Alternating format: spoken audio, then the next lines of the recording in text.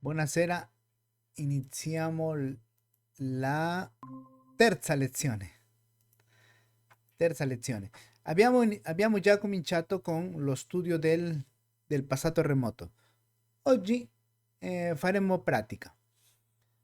Cominceremo con una lettura e dopo la lettura dobbiamo rispondere a alcune domande.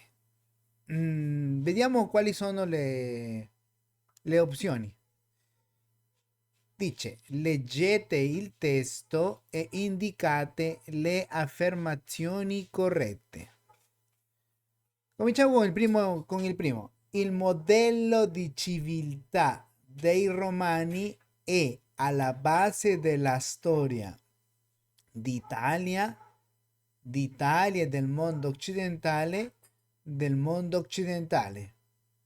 2.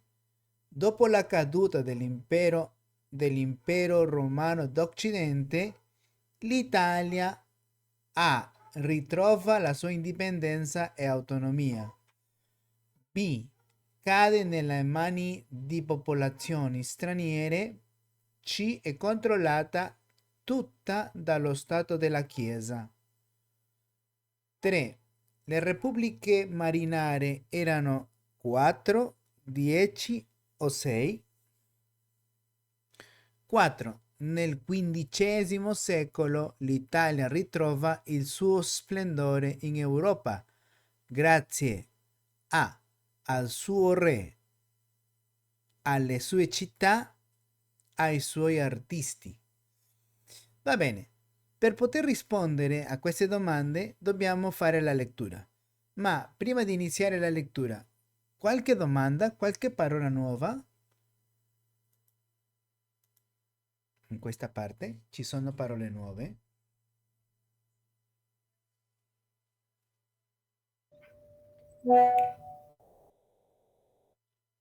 Caduta, Caduta, caída. Caduta, caída. Un'altra?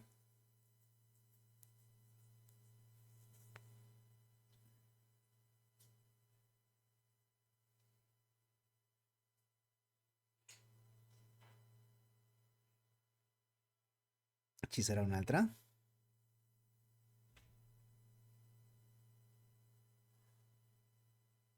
No? Va bene, andiamo a fare la lettura.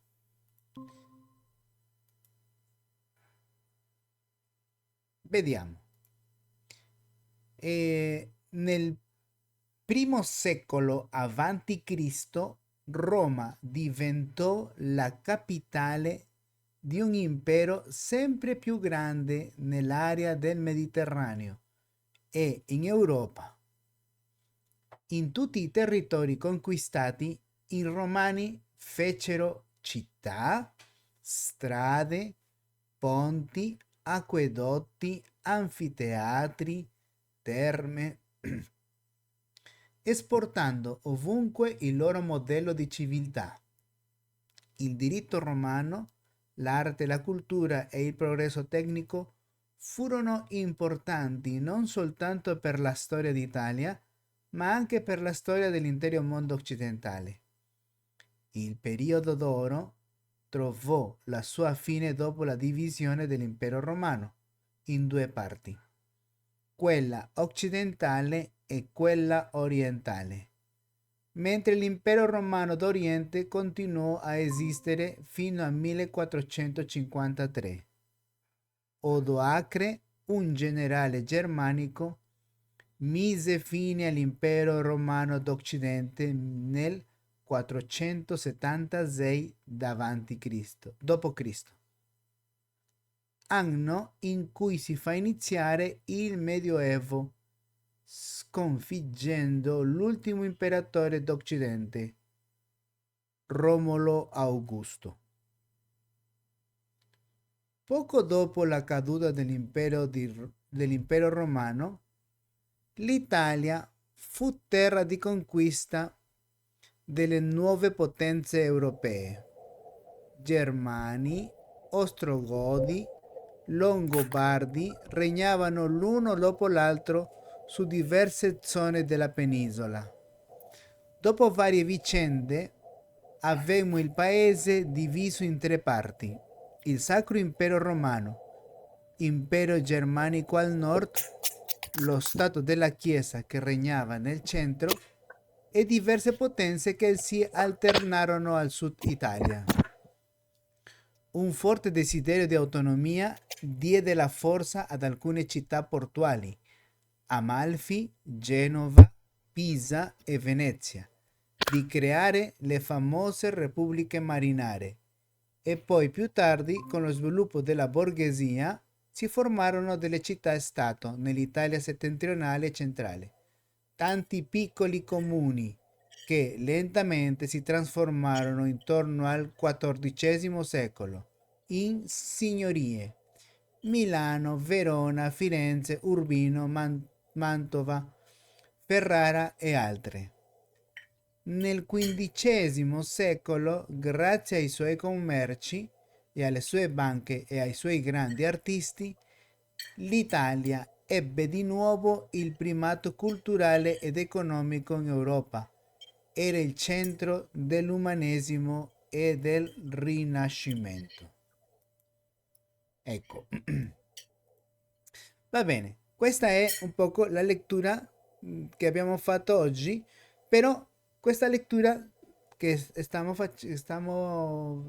vedendo oggi, in questa lettura ci sono verbi del passato remoto. Allora, ragazzi, mi potete dire quali sono questi verbi? Quali verbi usano il passato remoto? Secondo la lettura. Allora, per esempio abbiamo nel primo secolo Roma diventò la capitale di un grande impero. Qual è il verbo?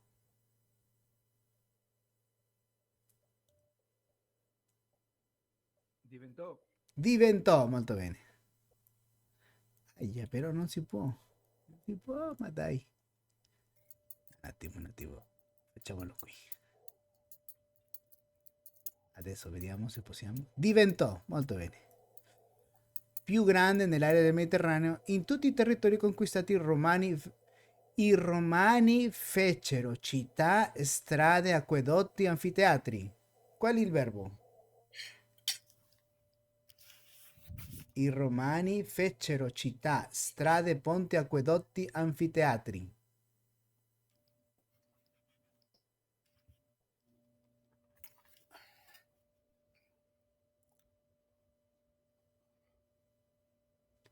Fecero, ragazzi. Fecero. Fecero significa hicieron. Va bene? Fecero, hicieron. Allora, abbiamo diventò, fecero. Va bene. Esportando ovunque il loro modello di civiltà, il diritto romano, l'arte, la cultura e il progresso tecnico furono importanti non soltanto per la storia d'Italia, ma anche per la storia dell'intero mondo occidentale. Qui, ragazzi, qual è il verbo al passato? Il progresso tecnico furono importanti non soltanto per la storia d'Italia, ma anche per la storia Furono, dell'intero mondo occidentale. Qual è? furono, Furono, brava, molto bene, furono. Il periodo d'oro trovò la sua fine dopo la divisione dell'impero romano in due. Qui, qual è il trovò, verbo? Trovò, molto bene, trovò. Mentre l'impero romano d'Occidente continuò a esistere fino al 1453, Odoacre, un generale germanico, mise fine all'impero romano d'Occidente. Ah, qui ci sono due. Qui ci sono due verbi.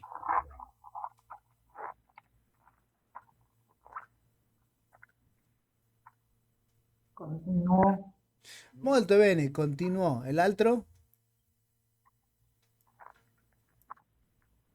Mise. Mise.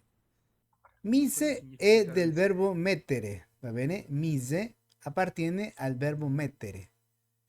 Mise fine all'impero romano, en español sería puso fin all'Imperio Romano di Occidente. Molto bene. Andiamo a vedere l'altra parte. Allora, abbiamo diventò, fecero, furono, trovò, continuò, mise. Tutti questi verbi sono al passato remoto. Andiamo avanti. Veniamo qui. Poco dopo la caduta dell'impero romano, l'Italia fu terra conquistata dalle nuove potenze europee. Germani, Ostrogoti, Longobardi regnavano l'uno dopo l'altro su diverse zone della penisola. Allora, qui, dopo la caduta dell'impero romano, l'Italia fu terra conquistata dalle nuove potenze europee. Qual è il verbo al passato? Remoto.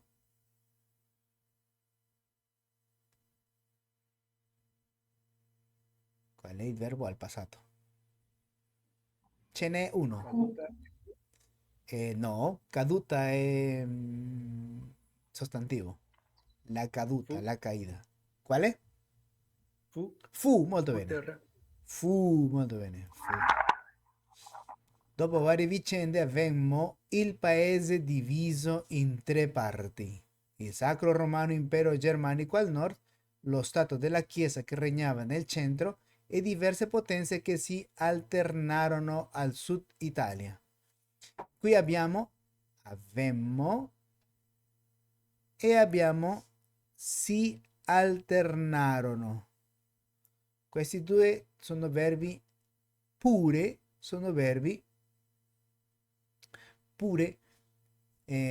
al passato remoto.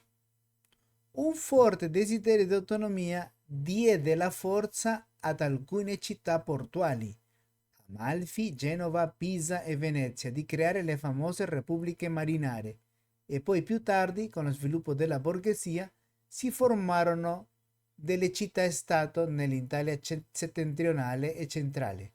Tanti piccoli comuni che lentamente si trasformarono intorno al XIV secolo in signorie: Milano, Verona, Firenze, Urbino, Mantova, Ferrara e altre. Allora, verbi per favore ragazzi, quali verbi trovate voi al passato remoto? Si formarono. Molto bene, bene. Altri? Si trasformarono, molto bene. Ce ne sono altri due. Ce ne sono altri due. Formarono. Molto bene, formarono, si formarono. Ne manca uno. Ne manca uno, ragazzi.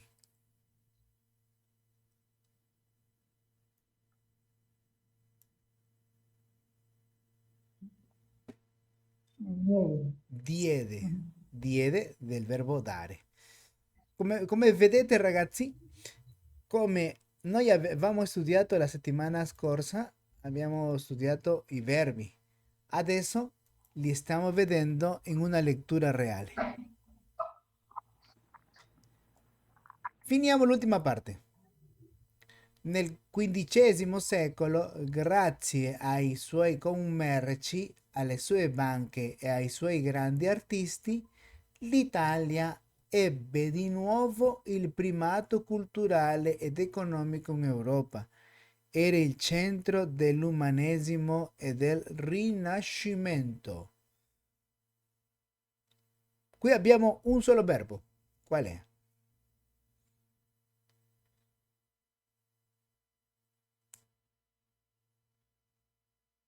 Nel XV secolo, grazie ai suoi commerci, alle sue banche e ai suoi grandi artisti, l'Italia ebbe di nuovo il primato culturale ed economico in Europa. Ebbe, molto bene, ebbe. Perfetto. Va bene. Allora, questa è un po' la storia d'Italia. Un poco la storia d'Italia, no? Nella quale vediamo come l'impero romano cade. L'impero romano cade. cade per i popoli barbari, no? Dopo la caduta dell'impero romano si divise in due, no? L'impero romano occidentale e l'impero romano orientale.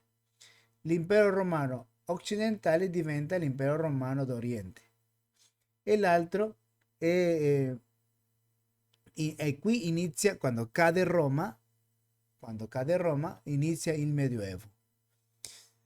Però dopo esistono repubbliche marinare, e questo è importante sapere.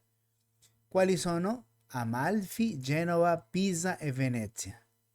E infine abbiamo nel XIV secolo signorie Milano, Verona, Firenze, Urbino e Mantova, Ferrara e altre città. Un'altra cosa importante è che in Italia si divise al nord, al centro c'è un potere, il potere della Chiesa, lo Stato della Chiesa. Questo è importante sapere, ripeto, perché è parte della storia e questo spiegherà il perché l'Italia, fino a questo momento, l'Italia non è una sola nazione, ci sono tante facce dell'Italia. L'Italia del Nord, una cosa è l'Italia del Nord, un'altra cosa è l'Italia del Centro e un'altra diversa l'Italia del Sud. Perché la storia è stata così. L'Italia non nasce come una sola nazione. Ci sono repubbliche piccole, ci sono città portuali e questo fa che l'Italia non sia una sola Italia. Va bene, allora vediamo adesso, tentiamo di rispondere alle domande. Cominciamo con la prima domanda. Vediamo. Il modello di civiltà dei Romani è alla base della storia A. d'Italia, B. d'Italia e del mondo occidentale, C. del mondo occidentale. Quale credete che sia la risposta? Modello di Roma è alla base di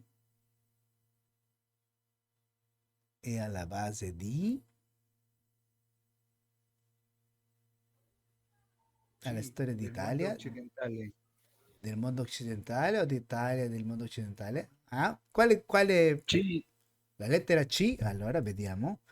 È alla base del mondo occidentale. Verifichiamo. No. Se non è alla base della storia del mondo occidentale, allora è alla base di cosa? L'Italia e del mondo l'Italia. occidentale. D'Italia e del mondo occidentale? Sì, sì, in effetti il modello della civiltà romana è alla base non solo d'Italia, ma anche del mondo occidentale. Per esempio, qui in Perù, per l'eredità spagnola, abbiamo questa civiltà romana. Il diritto romano si mantiene come il fondamento della civiltà occidentale. Importante. Per questo è importante studiare il diritto romano. 2.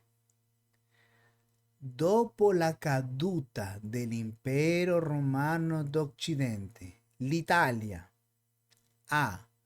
ritrova la sua indipendenza e autonomia. B. cade nelle mani di popolazioni straniere. C. è controllata tutta dallo Stato della Chiesa. Allora, A, B o C? Cosa ne pensate, ragazzi? A, B o C? Dopo la caduta dell'impero romano d'Occidente.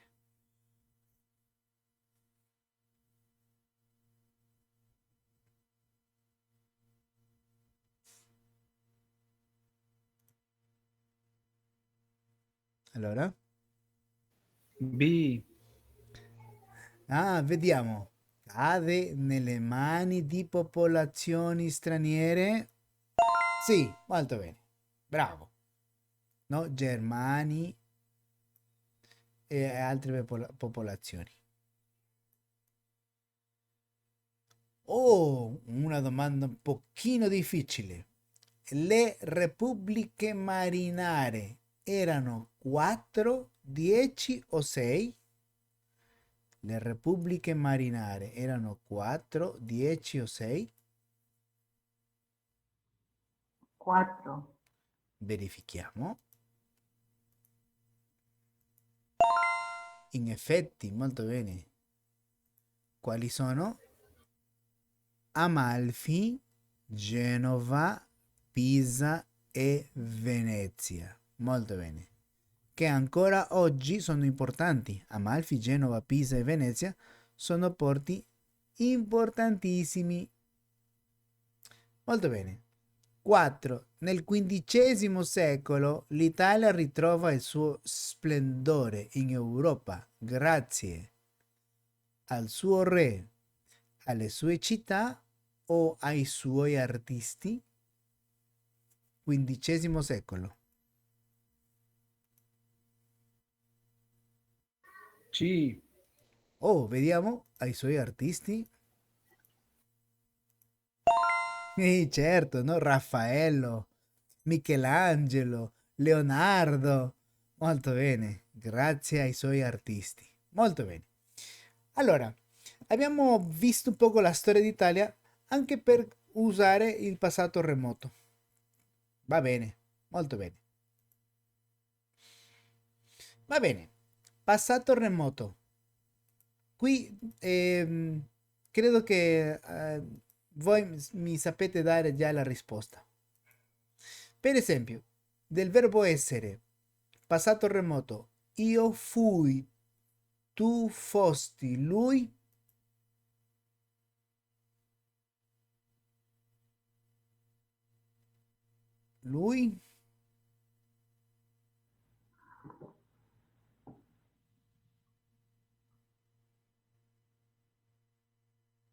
lui ragazzi, come sarebbe? Io fui, tu fosti, lui, Fu. fu, molto bene. Lui fu, Fu. noi fummo, voi foste, loro. È molto simile allo spagnolo. Loro, fu, Sono. furono, molto bene. Loro furono. Adesso andiamo con il verbo avere. Io ebbi, tu avesti, lui. Chi si ricorda? Lui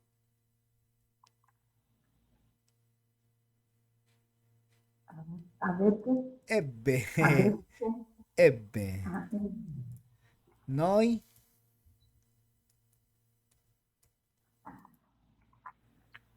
Noi avemmo, voi aveste, loro ebbero. Verbo fare. Io feci, tu facesti, lui fece, noi facemmo, voi faceste, loro.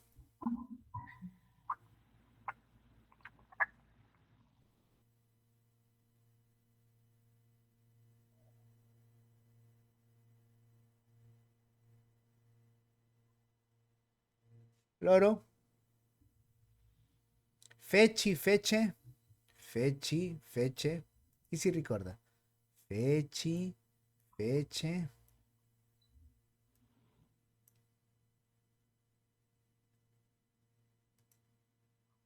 Feci, fece. Fecero.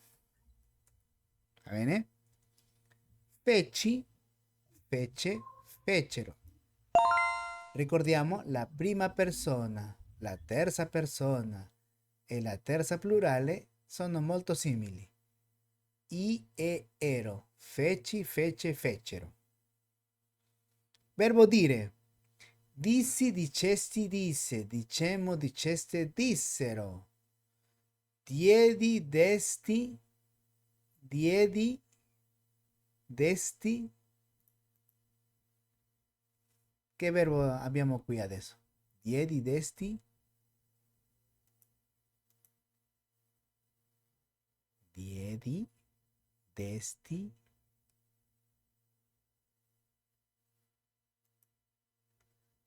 Ricordate, io, lui e loro sono molto simili. Diede. Diede, molto bene. Diede.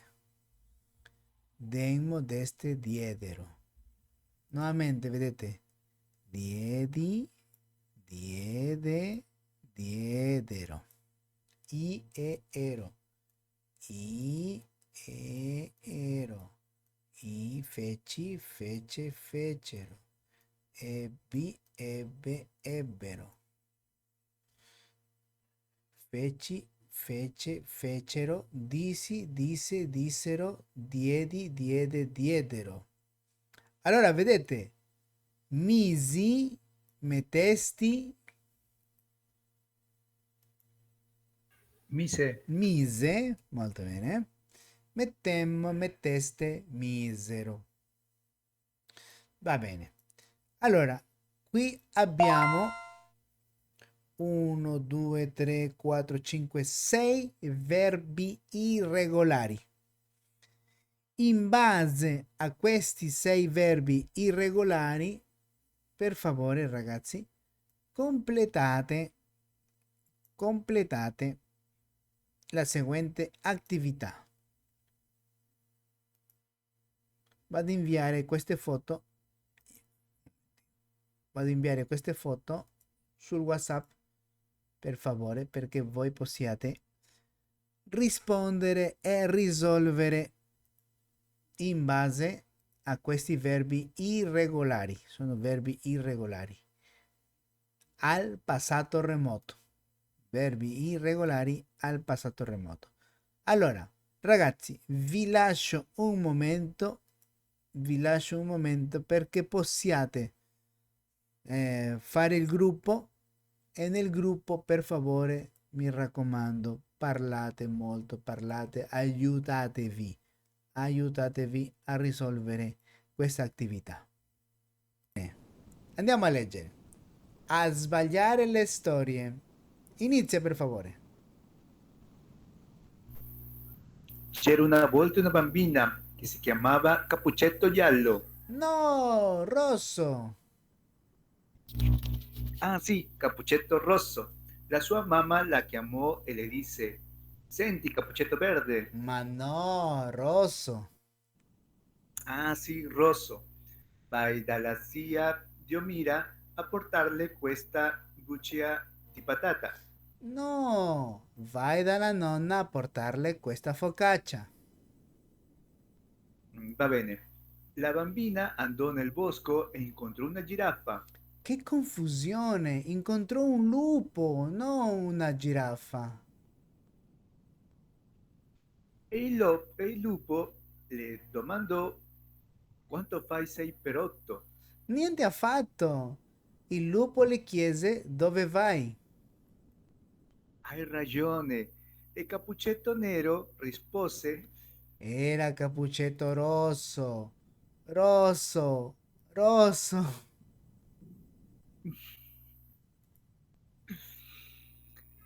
Sì. E rispose: vado al mercato a comprare la salsa di pomodoro. Neanche per sogno. Vado dalla nonna che è malata, ma non so più la strada. Giusto. E il cavallo disse: Quale cavallo? Era un lupo. sicuro? E disse così: prendi il tram numero 33, scendi in piazza del Duomo, gira a destra, troverai 3 soldi per terra, lascia stare i 3 scalini, prendi il soldo e comprati una gomma di masticare. No, tu non sai proprio raccontare le storie. Le sbagli tutte. Però la gomma da masticare me la compri lo stesso. Va bene, eccoti il soldo. E il nonno tornò a leggere il suo giornale. Molto bene. Molto bene. Adesso per favore... ehm, adesso Monica con Fabian, per favore. Leggete.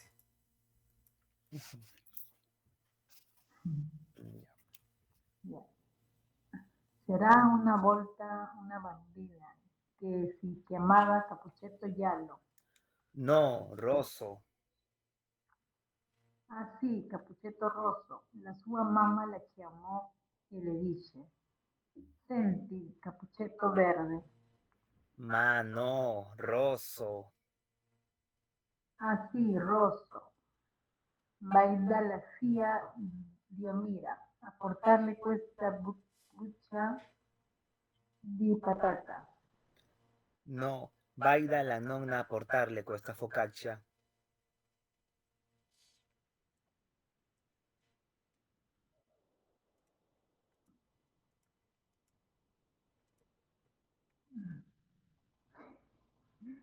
Mm. Va bene, la bambina andò nel bosco e incontrò una giraffa. Che confusione. Incontrò un lupo, non una giraffa. E il lupo le domandò, quanto fa 6 per 8? Niente affatto. Il lupo le chiese, dove vai? E il ragione, e Capuccetto Nero rispose, Era Capuccetto rosso, rosso, rosso. sì,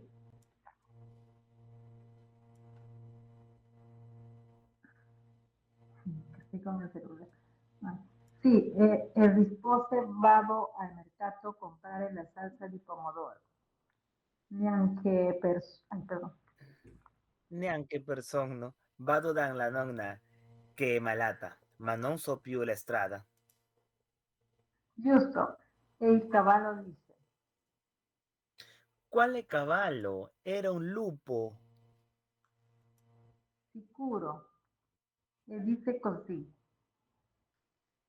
prende il tram numero 33 e scendi in piazza del Duomo, gira a destra, troverai 3 scalini, soldo per te.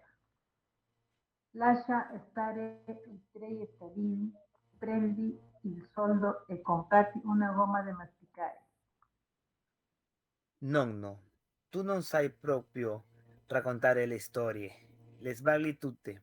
Però la gomma di masticare me la compri lo stesso. Va bene, eccoti il soldo. E il nonno tornò a leggere il suo giornale. Andiamo avanti. Adesso vediamo che cosa ci propone il libro.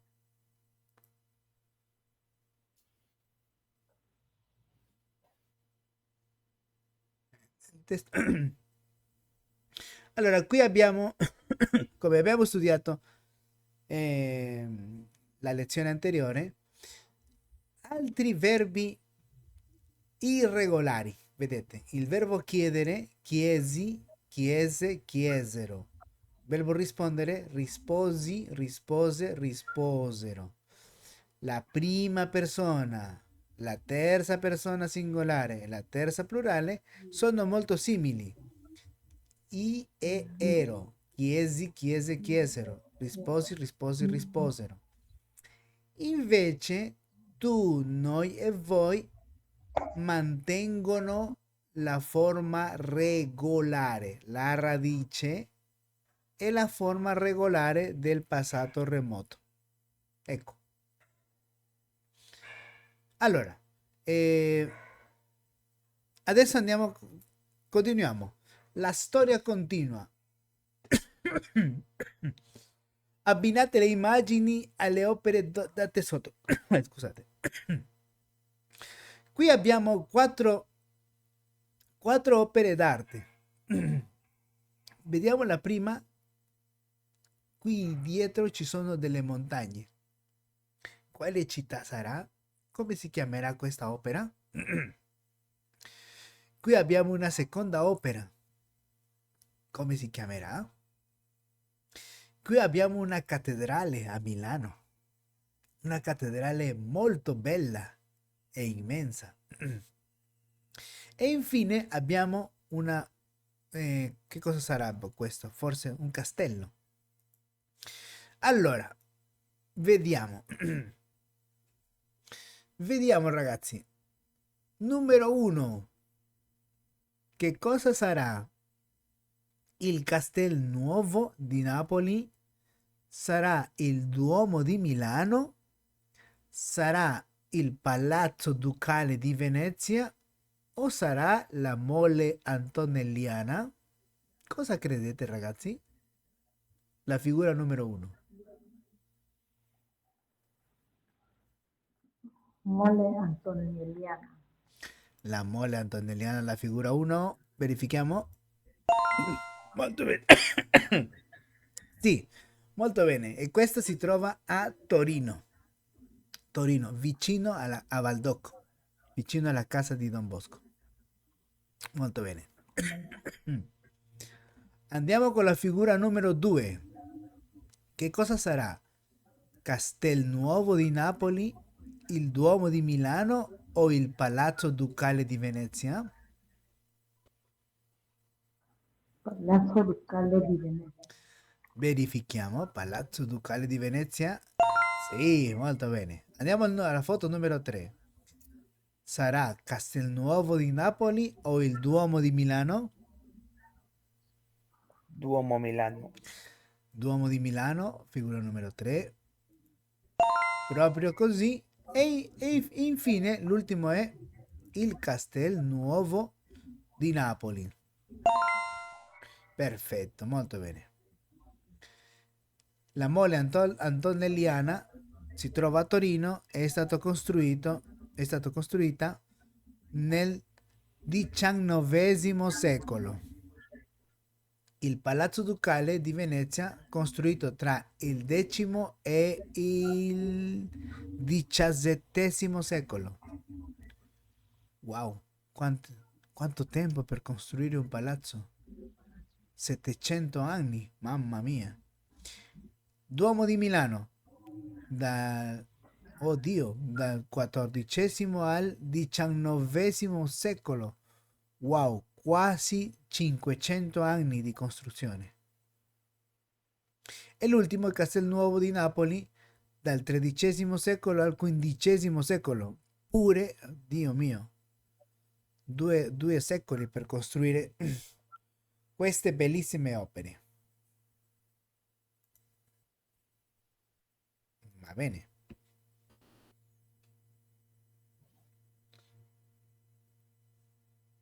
Va bene.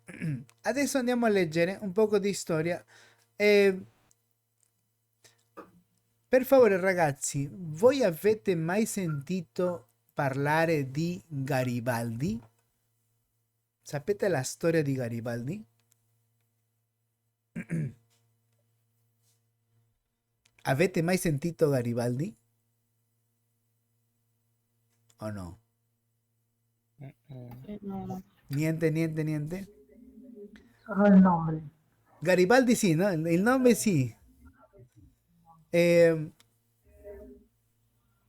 Avete mai sentito parlare dell'unificazione d'Italia?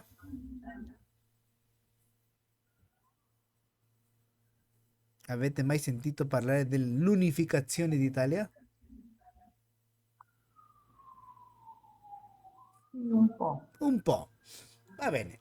Un po'. Nel XIX secolo l'Italia non era una sola nazione, era una nazione divisa in varie zone. Venezia, Milano, Savoia, il nord, no? Il nord Torino, le due Sicilie, lo Stato della Chiesa, che era il centro d'Italia, era lo Stato della Chiesa. Vedete lo Stato della Chiesa? Tutto questo apparteneva alla Chiesa. Allora, perché l'Italia fosse una sola nazione, lo Stato della Chiesa si doveva ridurre cioè dovevano cancellare lo Stato della Chiesa, perché in realtà questa parte della Chiesa non si poteva unire tutta questa